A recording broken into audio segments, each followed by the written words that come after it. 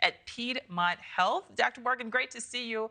First, I want to talk about COVID because right now it seems like there are a lot of people who are sick with COVID, and it's a bit harder now to tell how bad an outbreak may be. How bad is it really? Because so many people are testing at home. A lot of people aren't going to those testing centers like we saw mid-pandemic. You are correct. It does appear that lots of people are infected. All of us know people. Since the public health emergency ended, we are not tracking community transmission. What we do have is wastewater information in some instances, but also hospitalizations and emergency room visits.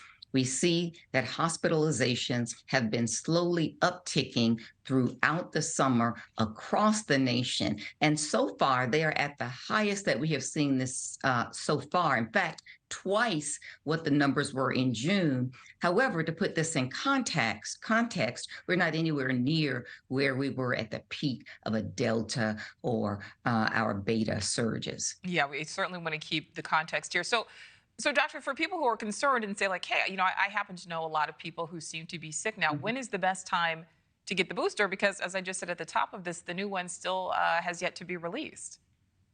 So the old booster is the one that we have been using, and this new one is the old booster is the bivalent booster, and this new one will be very specific to the XBB variant of the Omicron family. Two of the variants that are circulating right now are offshoots of this XBB, and so still this new booster is expected to be very, very effective. Now, what is the timing of that? We originally were not expecting this booster to be available until October. There's been quite a bit of pushback with that. And so hopefully we will see the booster available in September. But if you're in a quandary, as many of us are, it has been quite a while since we've had a shot and perhaps some of this immunity is waning.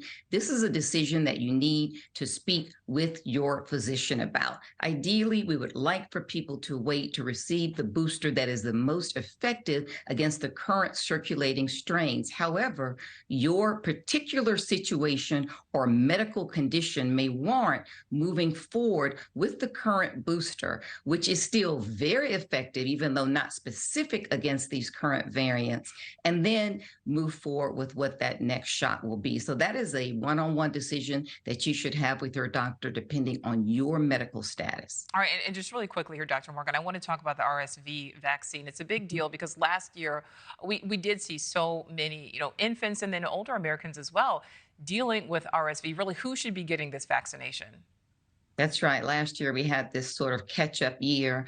Now we are seeing that we've got a vaccine that is approved for pregnant women in 32 to 36 weeks of gestation. If they can get this RSV vaccine, it protects their babies up until 6 months of age. We also know that older individuals are also susceptible, those over the age of 60. And so if you're over the age of 60, make certain that you speak with your physician about whether or not this vaccine is right for you. We know that the CDC is also going to be looking at this vaccine for babies up until 8 months of age as well. They will be making that decision in October.